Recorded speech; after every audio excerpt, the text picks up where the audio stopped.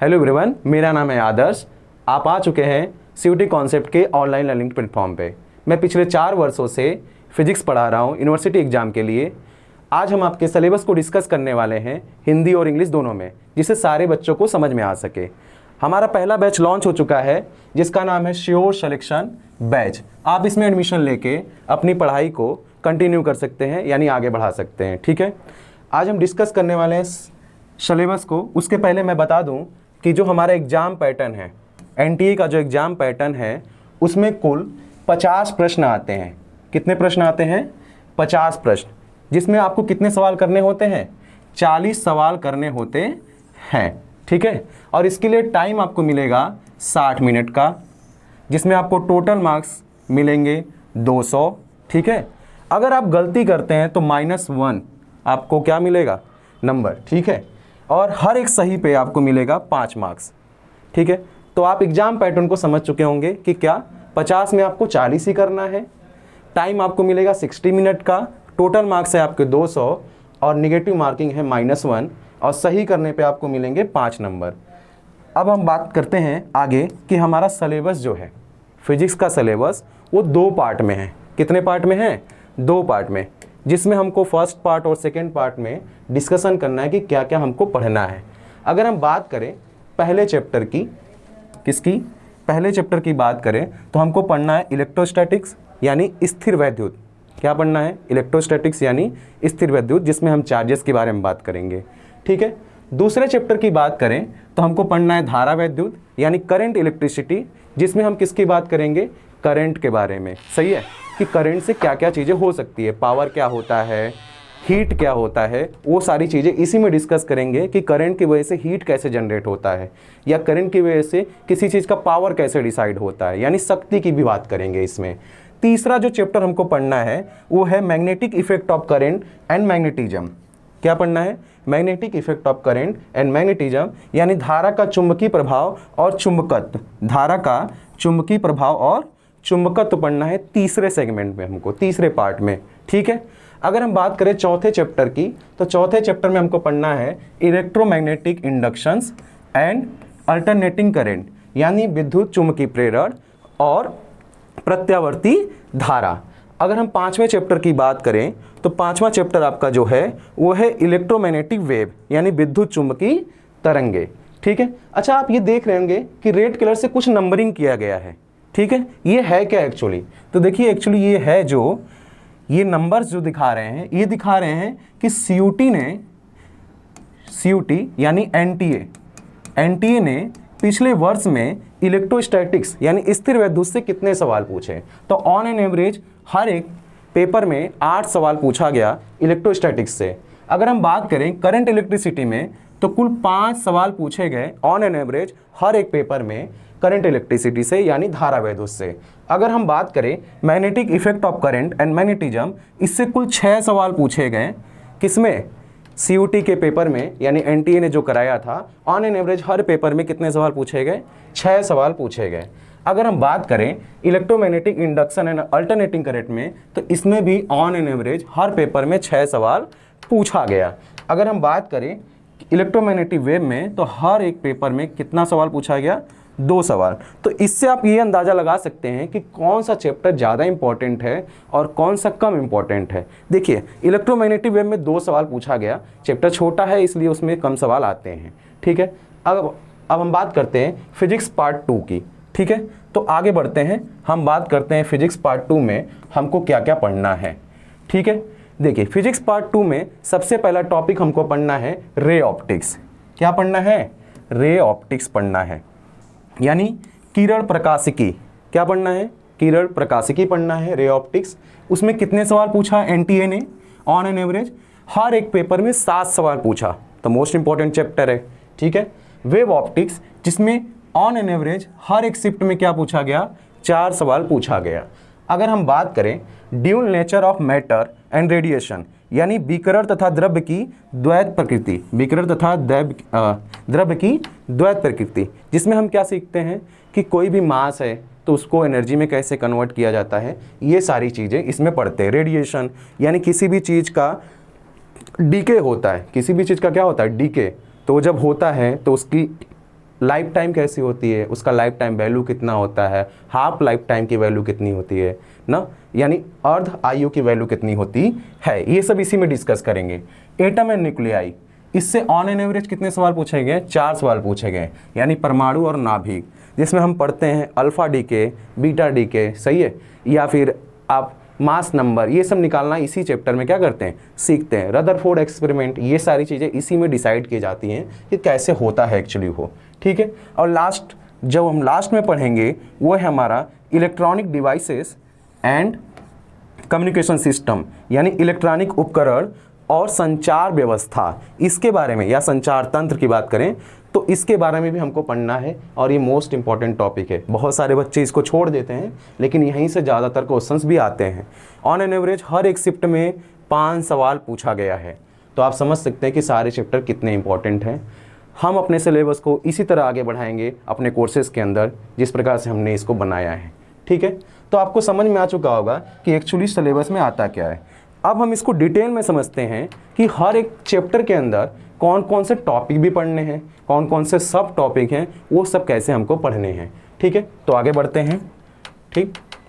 देखिए, अगर हम बात करें अब कंप्लीट डिटेल की, किसकी बात करें, कंप्लीट डिटेल की, तो अब कंप्लीट डिटेल में समझो। जैसे हमारा पहला चैप्टर क्या है, इलेक्ट्रोस्टैटिक्स, क्या है, इलेक्ट्रोस्टैटिक्स, स्थिर वैद्युत। तो उसमें हमको क्या क्या पढ़ना है, कैसे कैसे पढ़ना है, ये सारी चीज़ें। पहला हमको पढ़ना है electric charge and their conservation, यानी सबसे पहले हमको बात करनी है कि चार्जेस क्या होते हैं, चार्जेस कितने प्रकार के होते हैं, सही है, कब किसी वस्तु से चार्ज निकलता है तो कैसा होता है, चार्ज एक्स्ट्रा ऐड हो जाते हैं तो उस वस्तु पे क्या आता है, नेगेटिव आता है कि पॉजिटिव, ये सारा इसी में डिस्कशन होगा, सही है। कंजर्वेशन ऑफ चार्ज भी इसी में हम डिस्कस करेंगे। दूसरा हम डिस्कस करेंगे कूलॉम्स लॉ, ठीक है, आपने सुना ही होगा, F बराबर K Q1 Q2 divide by R square. Coulomb's law most important है, बहुत सारे सवाल बनते हैं, ठीक है। फिर हम बात करेंगे कंटिन्यूअस चार्ज डिस्ट्रीब्यूशन, यानी सतत आवेश वितरण। किसकी बात करेंगे, सतत आवेश वितरण, जिसमें आपने पढ़ा होगा क्षेत्रीय, रेखी, ये सारी चीज़ें, लीनियर, एरियल, वॉल्यूम, ये सारी चीज़ें जिसमें चार्जेस होते हैं, उनमें कैसे फोर्सेस अप्लाई होते हैं, कैसे इलेक्ट्रिक फील्ड निकाला जाता है, ये सब हम डिस्कस करेंगे इस टॉपिक के अंदर। अगला हम पढ़ेंगे इलेक्ट्रिक फील्ड, विद्युत क्षेत्र। किसकी बात कर रहे हैं, विद्युत क्षेत्र। फिर अगला क्या पढ़ेंगे, electric field lines. This is the most important, क्योंकि बहुत सारे सवाल आते हैं, इससे बहुत सारे सवाल आते हैं। तो हम इलेक्ट्रिक फील्ड लाइन्स के बारे में पढ़ेंगे, बहुत अच्छे से पढ़ेंगे, सब कुछ डिस्कस करेंगे। इलेक्ट्रिक डाइपोल, ठीक है, यानी विद्युत द्विध्रुव की बात करेंगे कि कैसे P बराबर Q इंटू 2L आता है, सही है, और इसका यूज क्या क्या है। इलेक्ट्रिक डाइपोल का यूज करते हैं हम इलेक्ट्रिक फील्ड निकालने के लिए, तो इसी में सारा कॉन्सेप्ट हम पढ़ेंगे। Electric field due to a dipole, समझ रहे हैं, यानी द्विध्रुव के कारण विद्युत क्षेत्र, यानी किसी द्विध्रुव के कारण किसी बिंदु पर कितना विद्युत क्षेत्र होता है, हम इसी में डिस्कस करने वाले हैं, ठीक है। अगला टॉपिक हम पढ़ेंगे torque on a dipole in a uniform electric field. किसी यूनिफॉर्म इलेक्ट्रिक फील्ड के अंदर एक डाइपोल पर कितना टॉर्क लगता है, टॉर्क जस्ट लाइक फोर्स, ठीक है, कितना लगता है ये हमको निकालना है, ठीक है। फिर अगला टॉपिक हम पढ़ेंगे इलेक्ट्रिक फ्लक्स, यानी विद्युत flux. This is the most important topic, बहुत अच्छे से पढ़ेंगे क्योंकि बहुत सारे सवाल बनते हैं इलेक्ट्रिक फ्लक्स से, ठीक है। अगर हम बात करें इलेक्ट्रिक पोटेंशियल, उसके पहले इलेक्ट्रिक पोटेंशियल पढ़ेंगे, ठीक है। उसके पहले सुन लो Gauss theorem and its application, ठीक है, ये भी पढ़ेंगे। इसके एप्लीकेशंस आपको बहुत अच्छे से समझ में आने चाहिए, क्योंकि अगर एप्लीकेशंस याद हैं इनके एप्लीकेशन, तो आपको डायरेक्ट इलेक्ट्रिक फील्ड की वैल्यू याद है, और हमको वही चाहिए। जितना अच्छे से आपको क्लियर याद रहेगा, आप अच्छे से चीज़ों को सॉल्व कर पाएंगे एग्जाम के अंदर, ठीक है। अगला टॉपिक हमको पढ़ना है इलेक्ट्रिक पोटेंशियल एनर्जी, यानी क्या पढ़ना है, विद्युत स्थितिज ऊर्जा। ये भी मोस्ट इंपॉर्टेंट टॉपिक है, क्योंकि कहीं ना कहीं ये जो टॉपिक है एटम एंड न्यूक्लियाई में आपको काम आएगा, और सवाल एटम और न्यूक्लियाई में विद्युत स्थितिज ऊर्जा से भी आते हैं, ठीक है। अगला टॉपिक, पूरा टॉपिक है कैपेसिटर एंड कैपेसिटेंस, ठीक है, जिसमें हम सीरीज कॉम्बिनेशन, पैरेलल कॉम्बिनेशन, ये सब चीज़ेंगे बहुत ही ईजी वे में, मज़ा आएगा पढ़ने में, ठीक है। Capacitor and capacitance. अगला, कैपेसिटर के अंदर कितनी एनर्जी होगी, यानी संधारित्र में कितनी ऊर्जा होगी, ये हम पढ़ेंगे। कैसे, half CV square, half QV, ये सब चीज़ें फार्मूले यूज कैसे करने हैं, उस पर एनर्जी कैसे निकालनी है, हम इस टॉपिक के अंदर डिस्कस करेंगे। लास्ट में हमारा जो इम्पोर्टेंट है वन डे जनित्र ग्राफ, क्योंकि इससे डायरेक्ट क्वेश्चन आता है कि ये क्या होता है, इसका यूज क्या है, ये सब हम डिस्कस करेंगे अपने आने वाले कोर्सेस में। ठीक है, चलिए हम आगे बढ़ते हैं। हमने पहले चैप्टर को डिस्कस कर लिया। अगर हम अगले चैप्टर की बात करें कि अगले यूनिट में क्या आएगा सर और हमको क्या क्या पढ़ना है, तो उसको डिस्कस करते हैं। देखिए दूसरा यूनिट है करंट इलेक्ट्रिसिटी। ठीक है, तो करंट इलेक्ट्रिसिटी के अंदर आपको पहला टॉपिक पढ़ना है इलेक्ट्रिक करंट, यानी विद्युत धारा। क्या पढ़ना है? विद्युत धारा, यानी करंट क्या होता है। आपने पढ़ा होगा I/Q/T, उसको यूज कैसे करेंगे, करंट की वैल्यू कैसे निकालेंगे, ये सारा चीज़ यहीं पे डिस्कस होगा इसी टॉपिक के अंदर। दूसरा पढ़ेंगे हम दीप्त वेलोसिटी एंड मोबिलिटी, अनुगमन वेग एवं गतिशीलता। मोस्ट इंपॉर्टेंट टॉपिक है, हर साल एनटीए सवाल पूछता है इस पे। ठीक है, पिछले 2 सालों में बहुत सारे सवाल पूछे गए हैं दीप्त वेलोसिटी और मोबिलिटी पे। ठीक है, इसको भी डिस्कस करेंगे। ओम्स लॉ, ठीक है, ओम्स लॉ पे भी बहुत सारे क्वेश्चन है, ये मोस्ट इंपॉर्टेंट है। ओम्स लॉ तो यूज होगा ही, यहाँ पे यूज होगा। उसके बाद जब आप सेमीकंडक्टर पढ़ेंगे वहाँ पे भी हम इसको यूज करेंगे। ठीक है, कि कैसे इस ओम्स लॉ वहाँ पे भी यूज होता है। अगर हम बात करें अगला टॉपिक, तो अगला टॉपिक हमको पढ़ना है इलेक्ट्रिकल रेजिस्टेंस, यानी विद्युत प्रतिरोध। इस पे भी बहुत सारे सवाल आते हैं कि जब हम किसी तार को खींच देते हैं, लंबा हो जाता है, तो रेजिस्टेंस कितना होगा। चेंजेस पूछता है, परसेंटेज इंक्रीज पूछता है कि रेजिस्टेंस में कितना परसेंटेज इंक्रीज होगा। ये सारे क्वेश्चंस बहुत ही छोटे छोटे टॉपिक से पूछे जाते हैं। तो ये मोस्ट इंपॉर्टेंट टॉपिक है, आपको अच्छे से इसको कवर करके रखना है। ठीक है, अगले टाइप की बात करें हम इलेक्ट्रिकल एनर्जी एंड पावर, तो जब किसी चालक तार में या बात करें हम तार में करंट फ्लो हो रहा है तो कितना पावर होगा, सही, उसमें एनर्जी कितनी होगी, ये सारा चीज़ हम डिस्कस करेंगे इसके अंदर। अगला टॉपिक है इलेक्ट्रिकल रेजिस्टिविटी एंड कंडक्टिविटी, यानी विद्युत प्रतिरोध और चालकता की बात करेंगे। ये सारी चीज़ें हम डिस्कस करने वाले हैं। ठीक है, हाँ, colour code for carbon resistance, सही है, कार्बन प्रतिरोध के लिए रंग कोड, ये भी सवाल आ चुका है, आपने पढ़ा होगा। बीबी रॉय ऐसे करके एक कॉन्सेप्ट होता है जिसको हमको डिस्कस करना होता है। Black, brown, red, orange, yellow, उनके लिए कोड होता है, स्पेसिफिक कोड। वो कोड आपको डिस्कस करना पड़ेगा, पढ़ना पड़ेगा, जिससे हम किसी भी रेजिस्टेंस को बनाते हैं। आपने देखा होगा एक चीज़ होती है ऐसी, दुकानों पे मिलती है, इसमें ढेर सारे कलर होते हैं, इस पर यहाँ कलर होते हैं।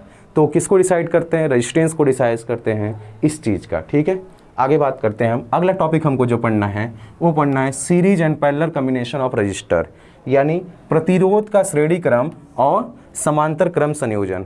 ये भी मोस्ट इंपॉर्टेंट है। इनफाइनाइट सीरीज भी पूछ देता है कभी कभी, कुछ रेजिस्टेंस देके उनका पूछेगा कि आर इक्विवेलेंट कितना होगा। तो ये सारा चीज़ हम इसी टॉपिक के अंदर डिस्कस करने वाले हैं।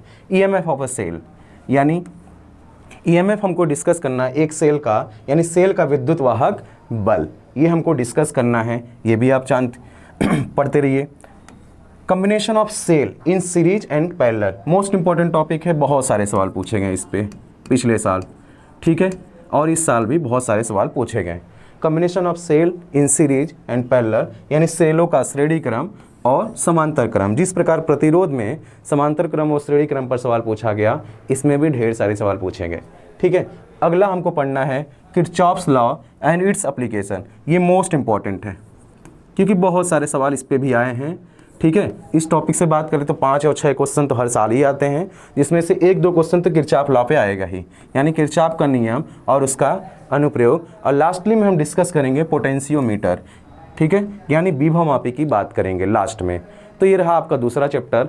अगर हम आगे बढ़ें तीसरे चैप्टर की बात करें तो तीसरे चैप्टर को आप ध्यान से समझिए। ठीक है, आगे बढ़ते हैं।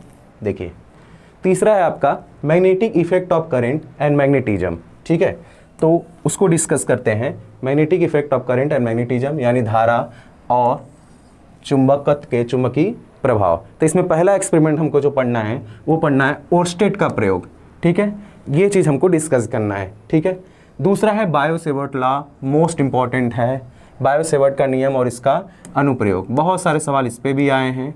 ठीक है, अंत में हम देखेंगे कि क्वेश्चन कौन से पैटर्न पे आते हैं, वो सारा चीज़ हम डिस्कस करेंगे। लास्ट तक बने रहिए। ठीक है, Ampere's law and its application आएगा। अब एम्पियर्स लॉ आपने सुना होगा, एम्पियर का नियम B.dl बराबर μ0I, जिसको बाद में करेक्ट कर दिया मैक्सवेल ने और एक नया फार्मूला इजाद हुआ था, आपने देखा भी होगा इलेक्ट्रोमैग्नेटिक वेव में।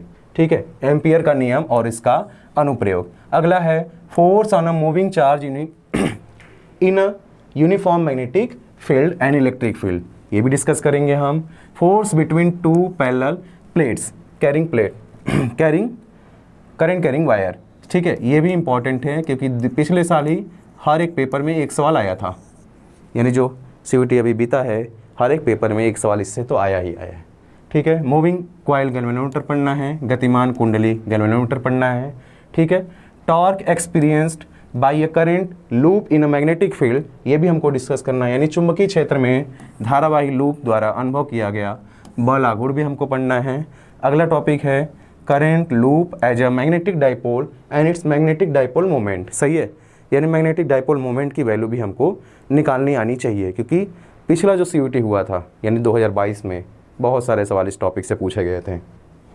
अगला बात करते हैं magnetic field intensity due to a magnetic dipole, सही है, चुंबकीय द्विध्रुव के कारण चुंबकीय क्षेत्र की तीव्रता, इसके फार्मूले बहुत अच्छे से याद होना चाहिए, ठीक है, इसके फार्मूले बहुत अच्छे से आपको याद होना चाहिए। अगला हम बात करेंगे मैग्नेटिक फील्ड लाइंस, देखिए ये मोस्ट इंपॉर्टेंट है, जैसे इलेक्ट्रिक फील्ड लाइंस इंपॉर्टेंट था ऐसे ये भी क्या है, मोस्ट इंपॉर्टेंट है।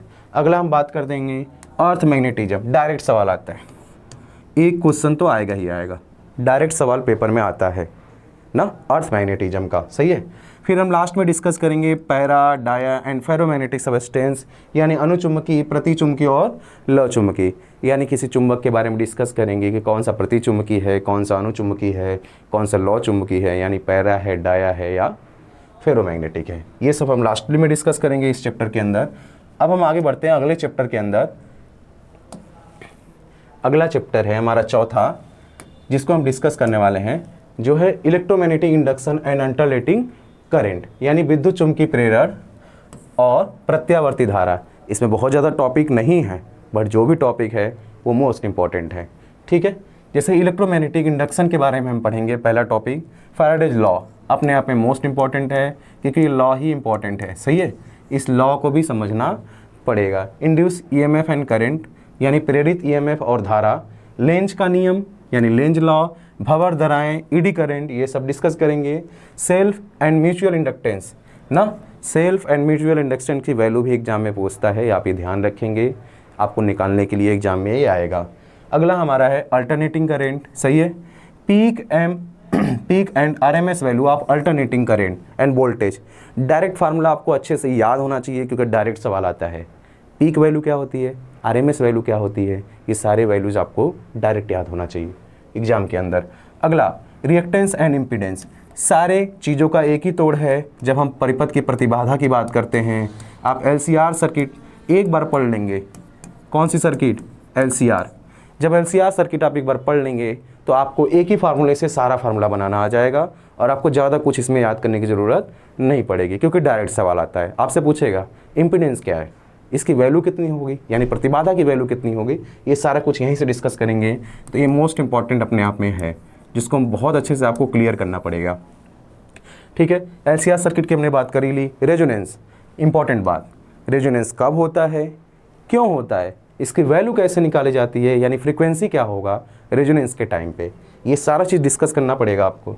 Power in AC circuit, direct सवाल आता है, एक क्वेश्चन तो पक्का आता है हर पेपर के अंदर, सबकी वैल्यू पूछेगा, पावर कैसे निकलेगा, पावर का फार्मूला क्या है, या पावर की कुछ वैल्यूज़ दे देगा आपको, पावर की वैल्यू पूछेगा तो वो कैसे निकलेगा, ये सारा चीज़ इसमें डिस्कस करेंगे।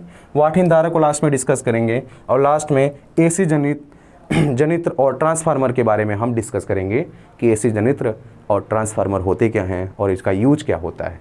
चलिए हम आगे बढ़ते हैं फर्स्ट पार्ट के लास्ट चैप्टर की तरफ, सही है। तो आगे बढ़ते हैं, तो हमारा लास्ट है इलेक्ट्रोमैग्नेटिक वेव। इसमें क्या पढ़ेंगे सर, हम इसमें पहला टॉपिक पढ़ेंगे डिस्प्लेसमेंट करंट, वही जो हमने आपको शुरुआत में बोला था कि मैक्सवेल ने कुछ करेक्शन किया था, ठीक है, तो मैक्सवेल ने फार्मूले में थोड़ा करेक्शन किया था, वो इसमें डिस्कस करेंगे। Electromagnetic wave and their characteristics, सही है, विद्युत चुम्बकीय तरंगे और उनके विशेषताएं। देखिए ये तो मोस्ट इंपॉर्टेंट है क्योंकि जहाँ पे तरंगों के इंपॉर्टेंट की बात होगी वहाँ से सवाल आएगा, क्योंकि बच्चे ज़्यादातर यहीं से भूल जाते हैं कि एक्चुअली क्या उनकी प्रॉपर्टीज़ थी और हमको कैसे करना है, यहीं पे सारे लोग भूल जाते हैं, तो ये मोस्ट इंपॉर्टेंट टॉपिक बन जाता है। अगला है transverse nature of electromagnetic wave, यानी विद्युत चुम्बकीय तरंगों की अनुप्रस्थ प्रकृति। बस हम जानेंगे समझेंगे कि क्यों ऐसा होता है, ठीक है। लास्ट में हम क्या बात करेंगे, विद्युत चुम्बकीय वर्णक्रम। देखिए यहाँ से तो सवाल आएगा ही, एक क्वेश्चन तो आता है कि आपको इंक्रीजिंग वेवलेंथ के लिए बोलेगा कि भाई इंक्रीजिंग वेवलेंथ में आप रख के दिखाओ, सही है। सारे इलेक्ट्रोमैग्नेटिक स्पेक्ट्रम को इंक्रीजिंग वेवलेंथ में आप रख के दिखाओ, आपको याद होगा तभी आप कर पाएंगे, सही है। दृश्य क्षेत्र क्या होता है, विजिबिलिटी रीजन क्या होता है, कितने एंगस्ट्रॉम से कितने एंगस्ट्रॉम तक दिखता है, ये सारा चीज़ आपको पता होना चाहिए कट टू कट, ठीक है। आगे बढ़ते हैं सेकेंड फर्स्ट पार्ट के फर्स्ट पेपर में, ठीक है। देखिए रे ऑप्टिक्स, हमने आपको पहले ही बताया था कि कुल 10 टॉपिक है जिसमें आपको पढ़ाई करनी है, इसमें से 6वां टॉपिक है हमारा रे ऑप्टिक्स, ठीक है। रे ऑप्टिक्स में हमको क्या पढ़ना है, रिफ्लेक्शन ऑफ लाइट यानी प्रकाश का परावर्तन, सही है, पहला टॉपिक ये। स्फेरिकल मिरर अपने आप में इंपॉर्टेंट है क्योंकि एक सवाल तो दे के ही जाएगा, ठीक है। अगर हम बात करें अगला टॉपिक मिरर फार्मूला, आपको याद होगा 1/f बराबर 1/v प्लस 1/u, सही है। आपको ध्यान रखना पड़ेगा कि इसमें साइन कन्वेंशन अच्छे से यूज करें क्योंकि सारा रे ऑप्टिक्स साइन कन्वेंशन पे ही चलता है, जिसका साइन कन्वेंशन अच्छा है वो सारे सवाल बना लेगा, ठीक है।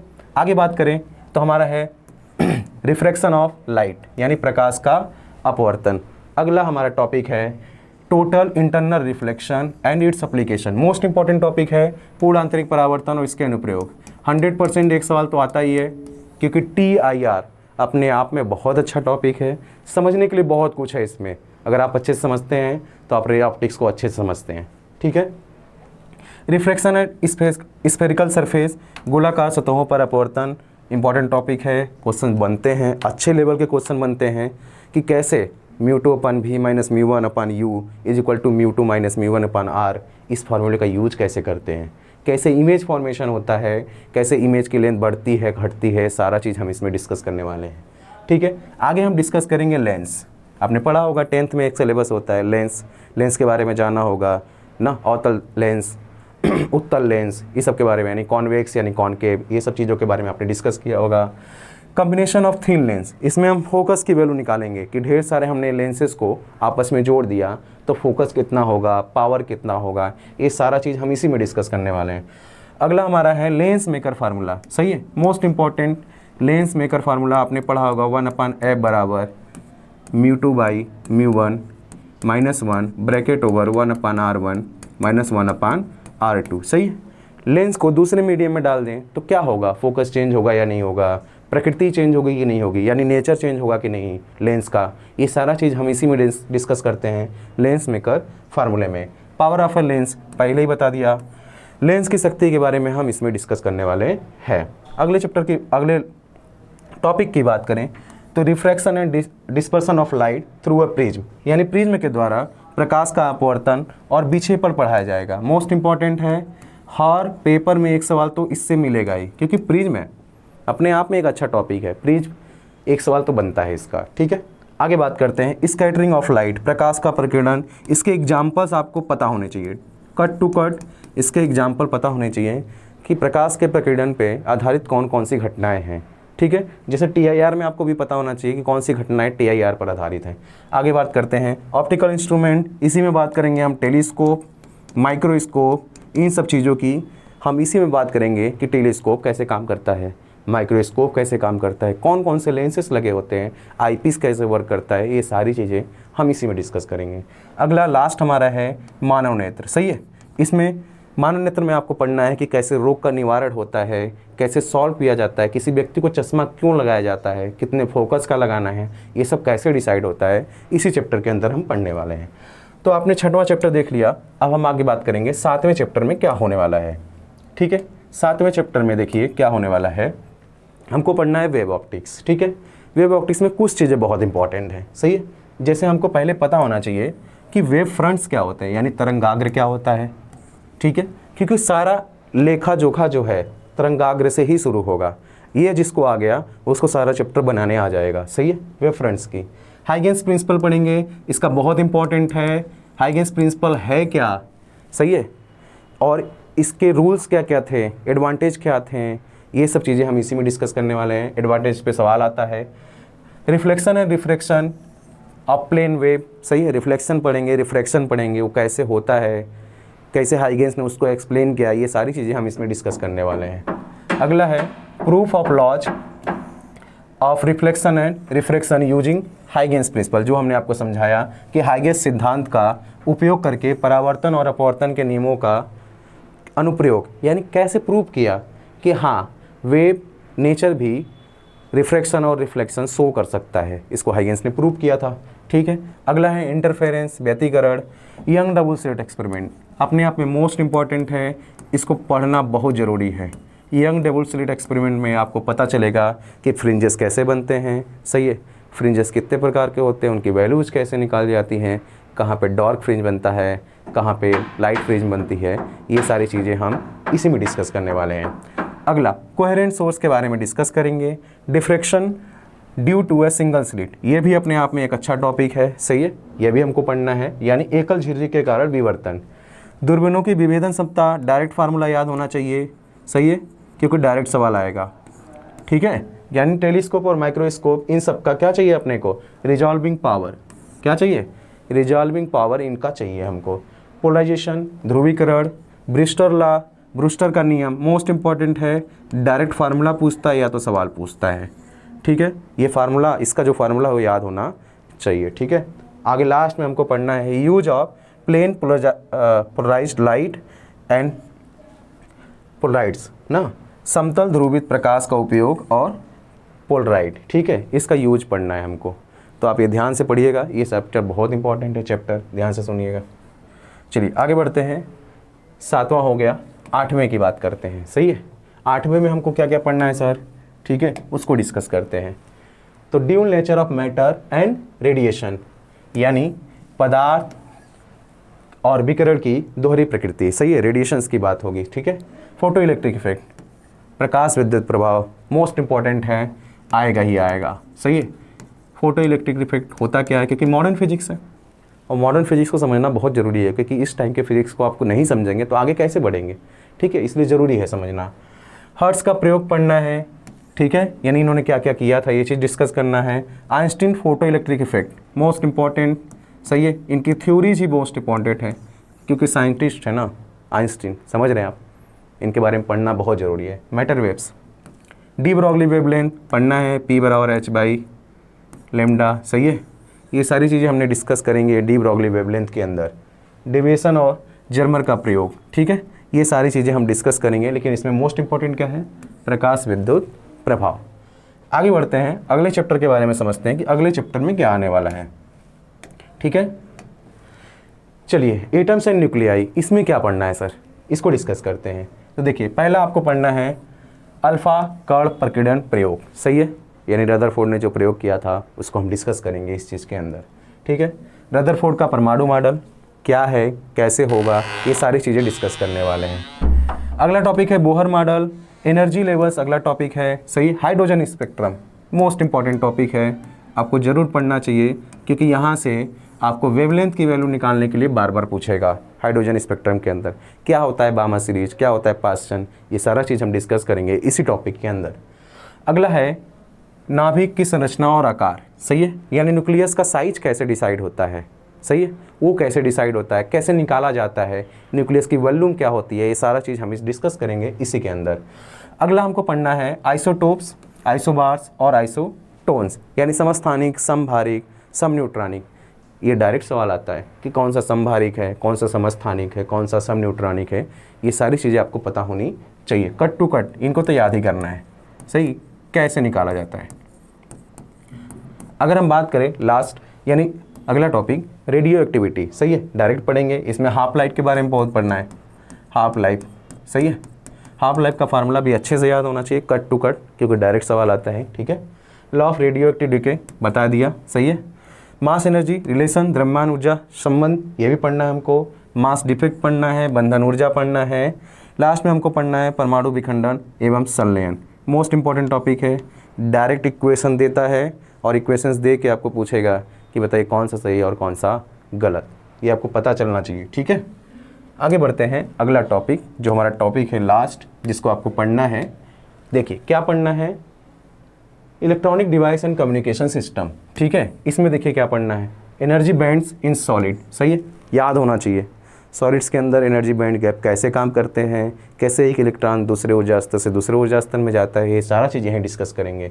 सेमीकंडक्टर अपने आप में मोस्ट इंपॉर्टेंट टॉपिक है, क्योंकि बहुत सारे सवाल बनेंगे, 4-5 तो बनेंगे ही बनेंगे, ठीक है। लॉजिक गेट से सवाल आएगा, ठीक है, सेमीकंडक्टर से सवाल आएगा, करंट की वैल्यू पूछेगा डायरेक्ट दे के, तो आपको निकालने आना चाहिए, ठीक है।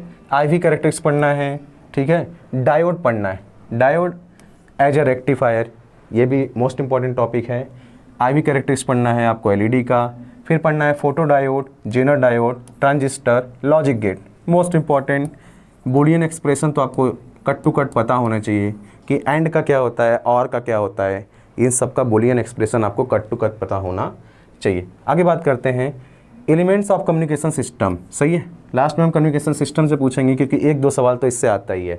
बैंडविड्थ ऑफ सिग्नल पढ़ना है हमको, बैंडविड्थ ऑफ ट्रांसमिशन मीडियम पढ़ना है, प्रोपगेशन ऑफ इलेक्ट्रोमैग्नेटिक वेव्स, ये भी इंपॉर्टेंट है, कैसे प्रोपगेट करती है इलेक्ट्रोमैग्नेटिक वेव, हम ये भी डिस्कस करेंगे सबसे लास्ट में 10वें टॉपिक के अंदर, ठीक है। तो ये रहा आपका पूरा सिलेबस, जिसको हमने NTA के वेबसाइट से एकदम अच्छे से क्लियर कर दिया, जो हमने अपने से इसको सुविधाजनक तरीके से, ताकि आपको समझ में आए कि हमको कब क्या क्या पढ़ना है। हिंदी और इंग्लिश दोनों में हमने डिस्कस कर लिया। अब हम आगे बात करते हैं कि सर PYQs कैसा आया है, एग्ज़ाम में PYQs कैसा आया है और कितने तरीके का आता है। तो देखो भाई, PYQs की बात करते हैं, सही है। तो देखो, एक सवाल आता है जो डायरेक्ट रहेगा। कैसा रहेगा? डायरेक्ट, यानी आपसे सवाल पूछा जाएगा और सवाल का आंसर डायरेक्ट आपको देना है, मतलब इसमें सोचने की ज़रूरत नहीं है। आपको आता है, सवाल सॉल्व किया, आंसर दे दिया, एक ही ऑप्शन करेक्ट है, एक ऑप्शन से आप आगे बढ़ जाएंगे। अब हम आगे बात करते हैं अगला सवाल कैसा आता है। तो देखो, अगला सवाल क्या आता है, बहुत सारे स्टेटमेंट दे देता है, ठीक है, बहुत सारे स्टेटमेंट देगा और आपको स्टेटमेंट पढ़ना है और पढ़ के आपको बताना है कि इसमें से कौन कौन से ऐसे स्टेटमेंट हैं जो सही हैं और कौन कौन से ऐसे हैं जो गड़बड़ हैं, सही है यानी गलत है, ठीक है। तो आपको डिस्कस करना पड़ेगा। देखो CDE दिया है, तो कौन सा सही है, CDE को पढ़ोगे, यानी सारे स्टेटमेंट को पढ़ना है, जो सही है उनको छाट के उस हिसाब से ऑप्शन को क्या करना है, डिस्कस करना है। इसमें थोड़ा टाइम लगता है, लेकिन अगर आपने थ्योरी बहुत अच्छे से कवर की है तो आप जल्दी से आंसर दे पाएंगे, कौन सा सही है कौन सा सही नहीं है। अगले सवाल की हम बात करें तो अगला सवाल कैसा आता है। देखो भाई, अगला सवाल आता है कि इनके वेवलेंथ को इंक्रीजिंग ऑर्डर में लिखो या डिक्रीजिंग ऑर्डर में लिखो, इस प्रकार से। वेवलेंथ भी पूछ सकता है, फ्रीक्वेंसी भी पूछ सकता है, तो ऐसे सवाल भी आते हैं। 1-2 सवाल तो ऐसे आते हैं जिसमें इंक्रीजिंग वेवलेंथ या इंक्रीजिंग फ्रीक्वेंसी या डिक्रीजिंग फ्रीक्वेंसी के बारे में सवाल पूछा जाता है। तो मोस्ट इंपॉर्टेंट है, ये भी टाइप आता है एग्जाम में, तो आपको समझना होगा कि कौन कौन से टाइप के सवाल एग्जाम में आते हैं। अगर हम अगले टाइप की बात करें तो आता है मैच द कॉलम। क्या आता है? मैच द कॉलम, ठीक है। मैच द कॉलम से सवाल आता है। आपको मैच द कॉलम में क्या करना होता है, पढ़ना है, किससे मैच कर रहा है उसको मैच कराना है, और मैच करा के आपको ऑप्शंस में चेक करना है कि कौन सा आपने ऑप्शन सही किया है। ये सवाल आते हैं, ठीक है। ये रहा आपका जो PYQs का निचोड़ था कि कौन कौन से तरीके से सवाल आते हैं। तो 4 तरीके हैं जिससे अभी तक सवाल आए हैं, 2-3 तरीके और हैं, जैसे स्टेटमेंट 1 स्टेटमेंट 2 वो भी आ सकते हैं, सही है। या फिर रीजन और एसर्शन की बात करें उसके भी सवाल आते हैं, ठीक है। तो आप यहाँ तक समझ गए होंगे, ठीक है। तो ये रहा आपका फिजिक्स का सिलेबस, ठीक है। और ये हमारा बैच है श्योर सिलेक्शन बैच, जिसको आप ज्वाइन कर लीजिए फिजिक्स की पढ़ाई के लिए, ठीक है। थैंक यू वेरी मच, यहाँ तक देखने के लिए धन्यवाद।